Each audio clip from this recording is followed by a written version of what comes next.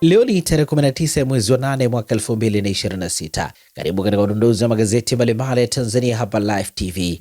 Tunaanza kwa kulitazama gazeti Habari Leo, gwiji la habari Tanzania. Gazeti Habari Leo, habari iliyopewa kipaumbele ni Tanzania DRC zaja kivingine. Rais Samia ahimiza kuimarisha miundombinu kuboresha biashara. Rais Tshisekedi aja na nyenzo tatu kukuza uchumi Afrika. Habari imeandikwa kwenye ukurasa wa pili.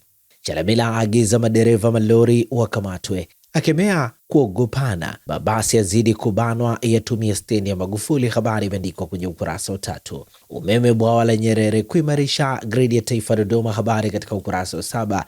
Bilioni 19 za okolewa manunuzi miaka mitatu. Habari katika ukurasa wa saba. TRA yavuka lengo makusanyo Julai. Habari katika ukurasa wa tatu. Kutoka mipango hadi utekelezaji dira 2050, mfumo kuandaa mipango ya maendeleo wabadilika. Habari kamili ni katika ukurasa wa 4. TMA yatabiri mafuriko mvua za El Nino. Habari imeandikwa kwenye ukurasa wa pili. Waliofungwa miaka mitano wizi betri za sola wakwama rufaa. Habari ni katika kurasa za ndani za gazeti hili, na hivi ndivyo ambavyo limeandika gazeti Habari Leo. Habari picha ikimwonyesha Rais Samia Suluhu Hassan akisalimiana na mgeni wake Rais wa Jamhuri ya Kidemokrasia ya Kongo DRC Felix Tshisekedi baada ya kuwasili Ikulu ndogo Unguja jana. Picha zaidi ni katika ukurasa wa 8. Pamoja na gazeti Habari Leo mikononi mwangu, na gazeti Mwananchi lenye habari iliyopewa kipaumbele ni serikali yatoa siku 8 bei ya saruji shuke. Nukuu ikisema tumekutana na wazalishaji wa saruji Agosti 18 na kuwapa siku 8 kuhakikisha bei inashuka na upatikanaji wa bidhaa unaimarika. Habari katika ukurasa wa 5. Hii ni nukuu ya Balozi Rajab Salum. Tahadhari mvua za El Nino SDR yatajwa. Habari katika ukurasa wa 15. Upinzani na ujenzi wa kizazi kipya cha ushawishi. Habari imeandikwa kwenye ukurasa wa 10 wa gazeti hili. Kwa zaidi ya miongo mitatu tangu kurejea kwa mfumo wa vyama vingi mwaka 1992, upinzani nchini umejengwa na viongozi wenye haiba waliogeuka. Undani wa taarifa hii katika ukurasa wa 10. Samia Tshisekedi waibua fursa mpya. Habari imeandikwa kwenye ukurasa wa pili. Wimbi magonjwa ya upumuaji latesa watoto. Habari imeandikwa kwenye ukurasa wa 3 wa gazeti hili.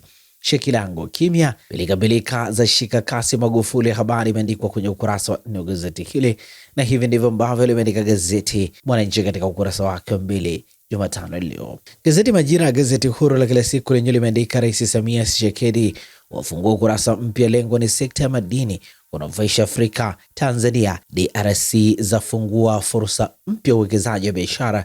Habari kamili ni katika ukurasa wa 4.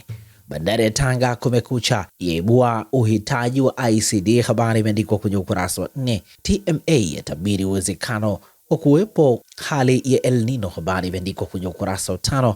Mamlaka ya hali ya hewa Tanzania TMA imetoa mwelekeo wa mvua za msimu wa vuli wa mwaka 2026, huku ikitangaza uwezekano mkubwa wa kuwepo kwa hali ya El Nino kwa msimu huo. Sekta binafsi kuchangia 70% utekelezaji dira. Habari katika ukurasa wa 4. Uwanja wa ndege Kigoma ukarabati wafikia 67%. Habari katika ukurasa wa 3. Bidhaa zisizokizi viwango za teketezwa. Habari katika ukurasa wa 2. Ebola yaweka rekodi kwa kuua watu 2300. Habari katika ukurasa wa 19. Kambi ya matibabu yamalizika jijini Dar es Salaam. Habari katika ukurasa wa 3. Na hivi ndivyo ambavyo limeandika gazeti Majira, gazeti huru la kila siku. Ninalo gazeti Nipashe Mwanga wa Jamii lenye habari iliyopewa kipaumbele ni wakili Madeleka asimulia ya polisi. Alonga na Nipashe akieleza alivyohamishwa usiku katika vituo kadhaa vya jeshi la polisi bila kuambiwa anapopelekwa, abeguliwa nyumbani, adai kukamatwa kwake kulifanywa kinyume cha sheria. Habari katika ukurasa wa 2. Samia na rais wa DRC wakubaliana hoja nyeti. Habari katika ukurasa wa 3. Nukuu ya Rais Samia Suluhu Hassan ikisema kwa sasa jitihada za kuendeleza miundombinu ya reli na vituo vya mizigo zinaendelea vyema, ikiwamo mwendelezo wa SGR kuelekea maeneo ya magharibi ambao baadaye utaunganisha na nchi za Burundi na DRC. Undani wa taarifa hii katika ukurasa wa 3. Kamati ya Chadema ya rasimu ya katiba mpya yaanza kazi. Chama cha Demokrasia na Maendeleo Chadema kimesema kimeanza kuandika rasimu ya katiba mpya pamoja na mapendekezo ya sheria itakayoweka utaratibu wa kufanikisha mchakato wa katiba mpya ya nchi. Habari imeandikwa kwenye ukurasa wa 4 gazeti hili. Tahadhari yatolewa El Nino ikitarajiwa mwezi ujao. Habari imeandikwa kwenye ukurasa wa 5. Nipashe likiandika aistaki serikali kuwatoza wananchi daraja la Kigamboni, habari katika ukurasa wa 3. Saratani inavyoua Tanzania kila saa, habari katika ukurasa wa 5. Na hivi ndivyo ambavyo limeandika gazeti Nipashe mwanga wa jamii. Tulitazame sasa gazeti Raia Mwema, muungwana ni kitendo, lenye habari iliyopewa kipaumbele ni Lissu njia nyeupe, ndugu ikisema miongoni mwa matukio yaliyoibua mjadala huo ni kikao kati ya Rais Samia Suluhu Hassan na Baraza la Maaskofu Katoliki Tanzania TEC hivi karibuni Ikulu Dodoma. Undani wa taarifa hii katika ukurasa wa pili wa gazeti hili. Serikali ya kunjua makucha yaionya kampuni iliyoteka soko la utalii, Tato yafunguka, habari katika ukurasa wa pili wa gazeti hili. Zuio la mabasi la tesa abiria, habari imeandikwa kwenye ukurasa wa 3 wa gazeti hili. Hivi ndivyo ambavyo limeandika gazeti Raia Mwema, muungwana ni kitendo. Pata nakala yako, some kwa ndani zaidi. Nalo gazeti Uhuru kweli daima lenye habari iliyopewa kipaumbele ni Tanzania DR Congo za kubaliana mambo 7. Undani wa taarifa hii katika ukurasa wa pili. CCM Zanzibar yataka nidhamu ya utumishi, habari katika ukurasa wa 9. Hichilema ibuka kidedea matokeo ya urais Zambia, habari katika ukurasa wa 7. TMA yatabiri mvua kubwa ya vuli nchini, habari katika ukurasa wa pili. Agizo la RC Chalamila stendi ya Magufuli safi, habari katika ukurasa wa 3. Vifo vya kina mama watoto vimepungua, habari katika ukurasa wa 3.